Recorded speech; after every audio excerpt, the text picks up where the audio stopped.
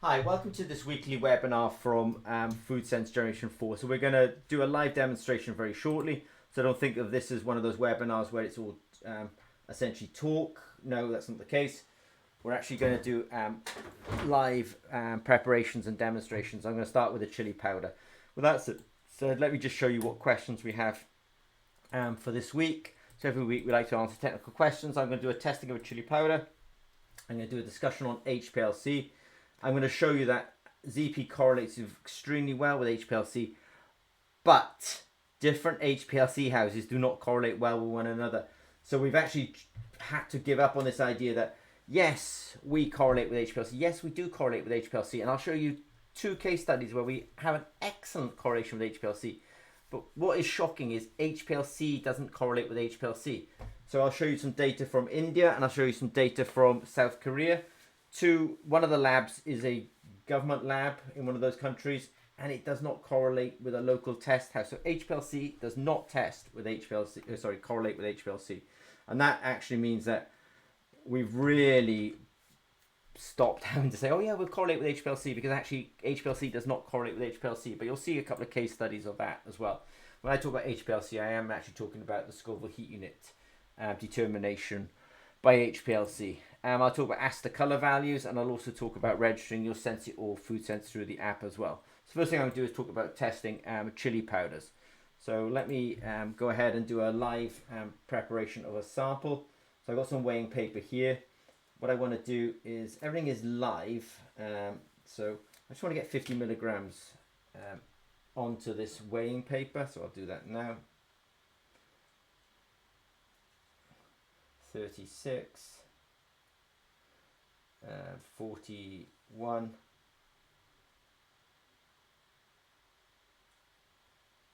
47. So I'm 2 milligrams off, so I'm on 48 milligrams, so I'm 2 milligrams off. And I really would want to get 50, but this is a live video, so I don't want to spend too much time holding you up while I get the last 2 milligrams onto there. So that will basically introduce a 4% error, but I can, for the purposes of a live demonstration, I would like to accept that I will have a 4% error. So I've put the chili powder in there now. What I'm going to do is grab a pipette, and I'm going to grab some chili buffer. So let me just get some chili buffer out. Now, if HPLC was the perfect technique, there wouldn't ever be any inquiries about FoodSense Generation 4, and there certainly wouldn't be the market that we have actually demonstrated for FoodSense Generation 4. The biggest application for FoodSense Generation 4 is actually measuring the Scoville heat unit of chili powders, chilies themselves, chili sauces, oleo resins, all sorts of chili stuff. So what I will do is, I've got 50 milligrams in here. I'm just going to take 1, 2, 3, 4, 5, 6, 7, 8, 9. Now I realize I made an actual bit of a mistake, so I meant to put 100 milligrams into that, so I'm just going to correct myself pretty quickly by doing that. So I'll just take that. So I wanted to do a 1 in 10 dilution, so let me just quickly grab another 50 milligrams, which I will do. So no big disaster. I was thinking I might do a 1 in 5 dilution, but then I realized that I wouldn't, it would be too much like a slurry, so I actually need to do a 1 in 10 dilution. So I'll just grab another 50 milligrams.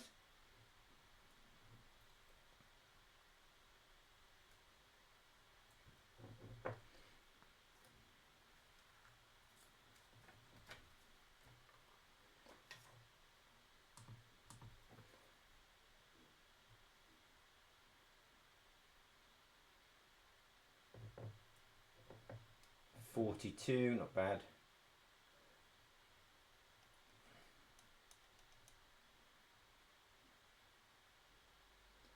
$54, considering the other one was 48. 48 plus 54 is 102, so not bad actually, and I'll take that. So what I'll do is I'm just going to put that into there. So the reason I'm doing that is I actually was going to originally think of doing a 1 in 5 dilution, but I actually then decided, and it was to do a 1 in 10 dilution, because I realized the 1 in 5 dilution wouldn't be too much of a slurry and I wouldn't be able to test it. But so what I've done now is I've got 100 milligrams in 900 microliters of buffer. I'm just going to, and as I said, I'm doing this live anyway to really show you that, you know, how fast and easy to do this really is. I'm just going to vortex this now. Now I'll probably vortex this for about, I want to do it for a minute in fact. So this is live. So the reason I'm doing this is because I want to get the capsaicin out of the powder and into the solution. There's nothing rocket science about this. You know, the science that we use is electrochemistry. It likes to test things in the liquid phase. Capsaicin is something that we can detect and quantify. And as I say, I'm going to do it. Let me just count to 30 now. 1, 2, 3, 4, 5, 6, 7, 8, 9, 10, 11, 12, 13, 14, 15, 16, 17, 18, 19, 20, 21, 22, 23, 24, 25, 26, 27, 28, 29, 30. Right, done. Okay, so I've got my powder there. Now what I want to do is get a clean chili sensor, which I will do. I will put the sensor on like that. Good. I will, I've got my powder labeled up. And I will, I've got powder labeled up here. And I think I've just going to put 50 microliters, when I say got powder labeled up here, in my app. I've labeled it up powder there. Right, so I've got my sensor here. What I'm going to do is take 50 microliters and put it onto the sensor, which I will now do. So flip it open.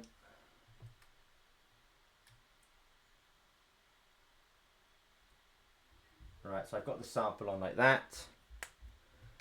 I'm now going to go,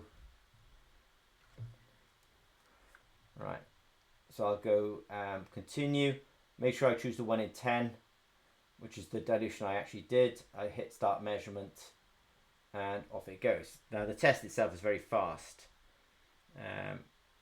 So here goes, I can see that this is actually, we'll see if I get a result, or it may tell me to do a further dilution. We'll just see what it actually does. So it's analyzing the data. So you get, you know, analysis in real time. You also get results on your phone. I'm just going to bring up a system that I've got as well, which I'm doing in the background. So that will do the analysis, and then I'll get results on my phone, and then I will be able to also make a measurement on the cloud as well. So I'm just opening up a cloud system called Julie, and then I will get my data. So I've got my results. I just need to quickly make sure that you can see that. Yeah, 5,310. Now this is quite a mild chili powder. I really can't get intense chili powders that quickly where I am.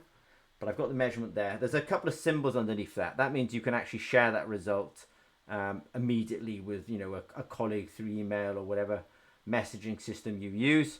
But there's also got another ability as well. I'm just going to share my screen with you for a second. So we've got a system that says, when it says upload complete, it actually means that we can go up onto the cloud. I can find the result. I think I called that one powder. There it is there. I can find powder, and I get a really good understanding of my data. So I can see my data up in the cloud. I can see my result here, and I can do a export of that as well, and actually get a whoops a daisy. I did it as a I did it as an Excel. I wanted to do it as a PDF, which I will do. So powder. So you get the result on your phone, but you also get the result up in the cloud. You also get the raw signal up in the cloud. You also get who did it, when they did it, what time they did it, and you actually get the result as well. So if I just go to, I'm just going to click here for a second, and I'll just find downloads, which I found, and then I will open up that Excel here. So then I have an Excel, not Excel, sorry, I keep saying Excel. It's a comma separated, sorry, a PDF. So I've got a PDF report with my results, my data, who did it, when they did it. So I would sort of say what I've done here is I've taken a chili powder sample. I did a 100 milligrams into 900 microliters of buffer. I vortexed that. I did a rapid test on that. And then you saw me do a rapid test here, and I've still got it sitting here now. I get the result on my phone. This is quite a mild powder. And I also get the result up in the cloud as well. And I can actually export that, as I say, as a PDF as well, so that you can have kind of full traceability upon that. So that's a quick demonstration that I want to do on the chili powder. Now I want to go back to some of the in-depth questions that have also come through. So that was testing a chili powder. Discussion on HPLC. So it's probably worth saying that ZP, there is a landing page here. I'll try and put a link underneath the video later on, where we've actually historically, done some, not done some, we did a detailed correlation with HPLC. And it's probably worth saying that this is FoodSense Generation 4. So we definitely had a FoodSense Generation 1, 2, and 3. And those were launched, we launched this product over 5 years ago. So we've certainly gone through a lot of learning in that time. When we first started up, we would like, oh yes, we really need to show correlation with HPLC. And then we would find out that we started experiencing that actually HPLC is not the reliable test that people think it really is. I mean, we're not, I'm not saying I'm an expert on HPLC, but I mean, I've been using HPLC since probably 1996. So I'm definitely familiar with HPLC, and I think more so than lots of people who are actually using the HPLC system. They call it high performance liquid chromatography these days. I'm pretty sure it was called high pressure liquid chromatography, but the P for pressure made it sound a bit scary, so they changed it to performance. So we're very familiar with the HPLC system. This is a system that I was using in the UK, and in fact one that we actually used to measure chili samples on when we were doing our original work with this particular system. So what's going on in the world of HPLC and Scoville heat unit? Now, if the Scoville heat unit determination on HPLC was perfect, there really wouldn't be any need for anyone to do that rapid low-cost testing that I just did. But in fact, it's not that great. If you send the same sample to a lab, you will get a result. If you send the same sample to a different lab, you will get a different result. And if you send the same sample to a third lab, you will get a different result. Different labs are not giving you the same result. Now, the reason I bring this up is because people say, how do you, FoodSense Generation 4, correlate with HPLC? And we were talking to a very large breeder the other day who's active in Europe, in the Americas and in India as well. And I said to them, I've stopped trying to, say, yes, we're comparable against HPLC because HPLC is not comparable against HPLC.